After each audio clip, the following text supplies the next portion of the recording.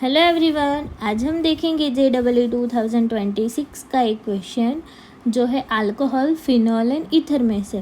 Question इस प्रकार से है, the unsaturated ether on acidic hydrolysis produce carbonyl compounds as shown below. मतलब हमें यहाँ पे एक रिएक्शन दी हुई है जो है अल्किनाइल विनाइल ईथर। अगर उसका हम हाइड्रोलिसिस करवाएंगे तो हमें प्रोपेनॉल इथेनॉल, वैसे दो अलग अलग डिफरेंट प्रोडक्ट मिलेंगे।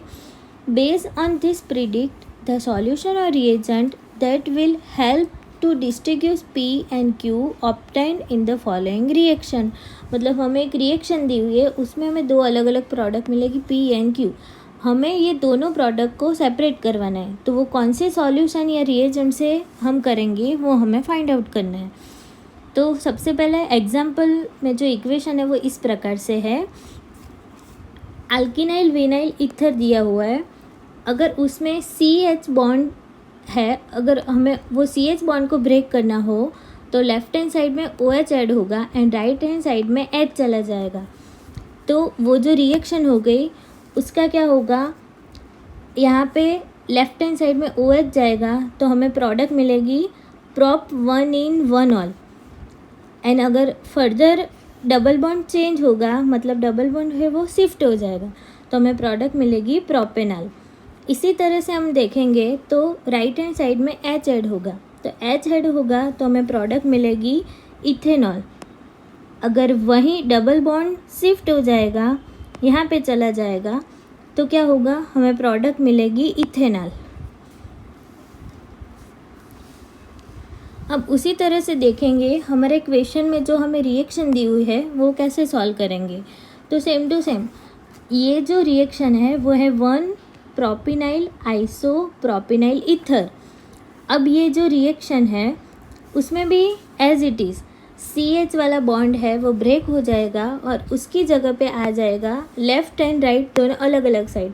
लेफ़्ट साइड में चला जाएगा OH एंड राइट साइड में आएगा H। अगर वही रिएक्शन को हम फिर से देखेंगे तो क्या होगा, उसका हाइड्रोलिसिस करेंगे तो यहाँ पे जो फर्स्ट प्रोडक्ट है वो हमें मिलेगी प्रोपेन 1 in 1 ऑल। फिर से ये जो डबल बॉन्ड है वो शिफ्ट हो जाएगा तो हमें प्रोडक्ट मिलेगी प्रोपिनॉल। इसी तरह से राइट हैंड साइड में भी सेम होगा। राइट हैंड साइड क्या O के साथ H ऐड हो जाएगा तो हमें जो रिएक्शन मिलेगी वो होगी prop 1 in 2 ऑल। अगर इसमें भी सेम डबल बॉन्ड है वो अगर सेपरेट करेंगे हम तो डबल बॉन्ड सेपरेट करेंगे तो जो रिएक्शन मिलेगी वो होगी एसीटोन। अब हमें फाइंड आउट करना है कि ये दोनों में से कौन से रिएजेंट यूज़ होगा। तो अब ये जो हमें प्रोडक्ट मिली ये प्रोडक्ट है एल्डिहाइड मतलब प्रोपेनॉल, एंड ये जो दूसरी प्रोडक्ट मिली वो है एसीटोन मतलब कीटोन ग्रुप। अब हम फाइंड आउट करेंगे, दोनों को अलग अलग सेपरेट करेंगे तो कौन सा आंसर मिलेगा। तो सबसे पहले हमें आंसर दिया हुआ है फेलिंग सॉल्यूशन।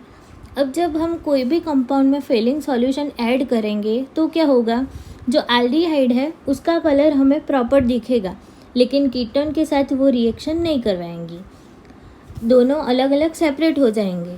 तो हमारा फर्स्ट आंसर आएगा फेलिंग सॉल्यूशन, वो क्या होगा, करेक्ट होगा।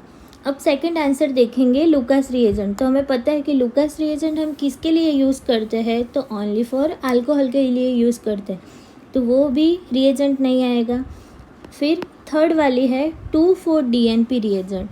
तो 2,4-DNP रिएजेंट है वो भी एल्डिहाइड एंड कीटोन के लिए यूज़ करते हैं, लेकिन इसमें क्या होता है, जब हम कोई भी कंपाउंड में ये जो रिएजेंट डालेंगे तो अगर एल्डिहाइड होता है तो भी ऑरेंज एंड येलो कलर का ही सॉल्यूशन मिलता है, और अगर कीटोन होता है तो भी ऑरेंज एंड येलो कलर का ही सॉल्यूशन मिलता है। तो हम दोनों को अलग अलग सेपरेट नहीं कर पाएंगे, तो ये वाला रिएजेंट भी नहीं आएगा। देन नेक्स्ट वन है सैचुरेटेड NaHSO3 सॉल्यूशन। तो ये जो सॉल्यूशन यूज़ करेंगे हम वो करेंगे कार्बोक्सिलिक ग्रुप के लिए, तो हमारे ये क्वेश्चन में भी आंसर नहीं आएगा। तो इसका करेक्ट आंसर होगा option A Fehling solution. Thank you.